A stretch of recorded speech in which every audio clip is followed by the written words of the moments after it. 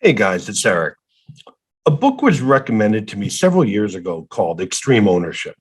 It's written by a former Navy SEALs, Jocko Willink and Leif Babin, neither of whom I know. I do have friends who are former Navy SEALs. I do not know Jocko or Leif.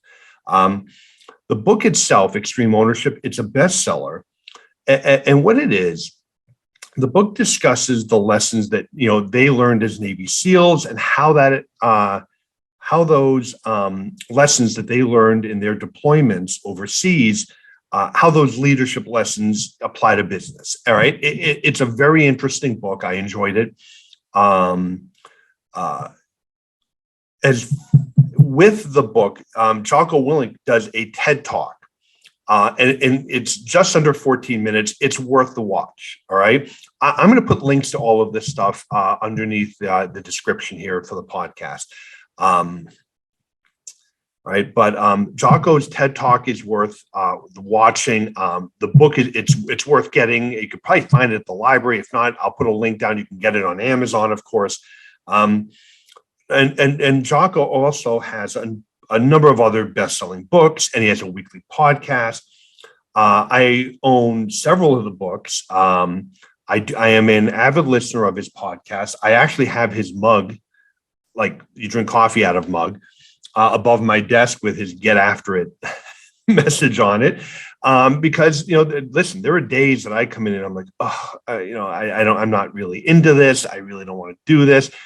And I literally walk into my office and it's there, right there, staring at me. Get after it, and it's a great lesson and it's a great reminder, and I do that. But you may want to check out his content. I think it really is terrific.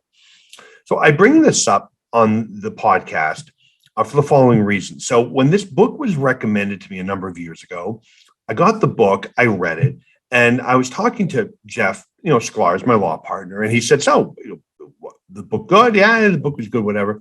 Is it worth the read?" I said, "Look, it's worth the read for the stories. I think you'd enjoy it.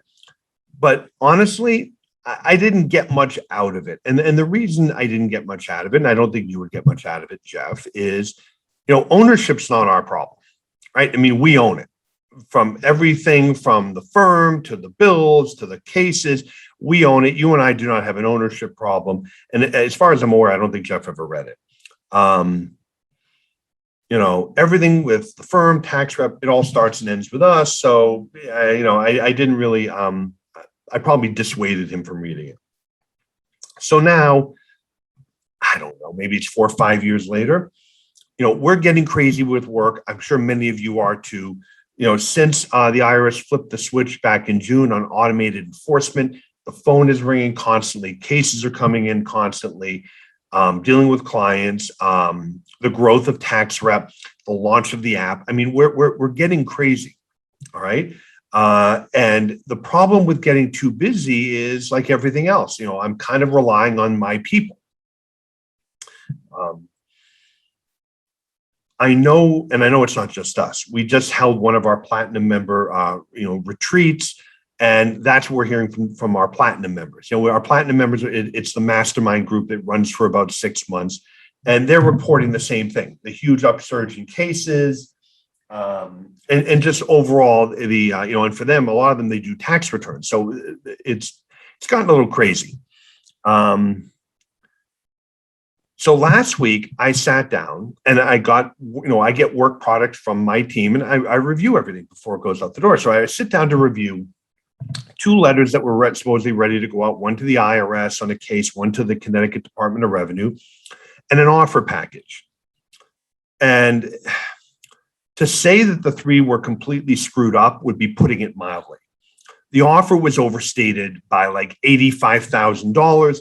The taxpayer has deposits on these big, construction deals. Well, that's not their money. That has to be carved out. It's not an asset for them. It would be eventually, some of that would be part of the future income after expenses. And both letters, quite honestly, if I had not known about the case, I'm not going to try to swear. They were incoherent. All right.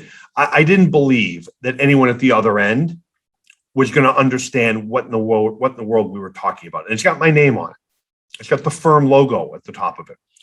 And so I am just rip shit over this. I mean, it's like, what is this? So I go down to Jeff's office, shut the door like I often do, and I just vent. I'm really venting at the walls because Jeff is, just sitting there kind of, smirking at me, lets me kind of work this out. Okay, you feel better? Good, great. I leave, go home, and I literally get home. I get steam coming out of my ears over this. Because now I'm rewriting these letters. The offer package, it's like if I hadn't caught this, I mean, it would have been a disaster, right? So I'm pissed. I'm pissed. So I'm laying in bed that night, and as I often do, which is really a bad habit, but I'm on YouTube and I'm watching, whatever, some of the late night show clips and, the things that I tend to watch before I try to go to bed. I try to chill out at least a little bit. And one of them that popped up is with Jocko Willink, and he's on Andy Stumpf's podcast. So if you don't know who Andy Stumpf is, he has a podcast called Cleared Hot, another former Navy SEAL. I don't know him. I am a bit of a fanboy of both of them, really. But if you don't know Andy, he's, again, retired Navy SEAL. He has, I find, an interesting story in that he was wounded and what he did to bring himself back, to get back to his unit and back to the fight. He broke the wingsuit for the longest wingsuit jump. He's an interesting guy. All right. And again, I recommend, if you want to go, again, the podcast is Cleared Hot. But if you just Google Andy Stumpf, his stuff will just pop up all over YouTube. But anyway, the point of this, the video that popped up reminded me, obviously because Jocko's there, it reminded me of the book. And I'm going to tell you, and I don't have many of these moments, but this one, it kind of hit me like between the eyes. Okay. I, Eric Green, who has this podcast, founded Tax Rep Network. We have 400 members that we are coaching and reviewing cases. I generate generally about $1 million for my firm a year in collections from the cases that I bring in. All right. We're on a streak of winning virtually every case that we've had, U.S. tax court appeals, DRS. I mean, the firm right now is on a high. All right. But I, who teach this stuff, got this work product. All right. And I can sit and I can bitch about my team that did this. This is my fault. It's all my fault. Okay. And here's why it's all my fault. I have failed if you go and you listen to, again, the reason I brought them up, to Jocko and read the book, part of the deal is they make sure their team is trained and properly ready to go.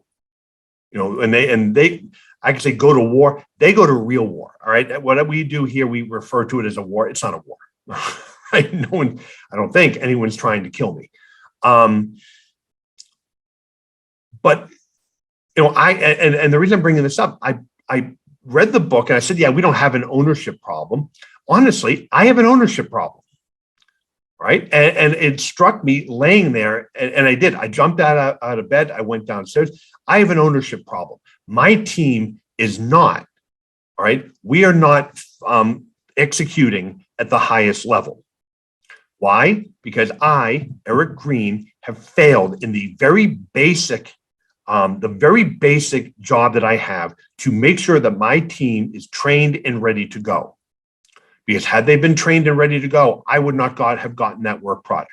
It's not their fault. It's me. It's my fault, which means I need to address that. All right. I need to take ownership of this and to address it. And so I did. I went down that night. I sent an email to our group and said, I'm not calling anyone out, but I've gotten an offer that was put together that is completely wrong. I've gotten letters given to me to review that are incoherent.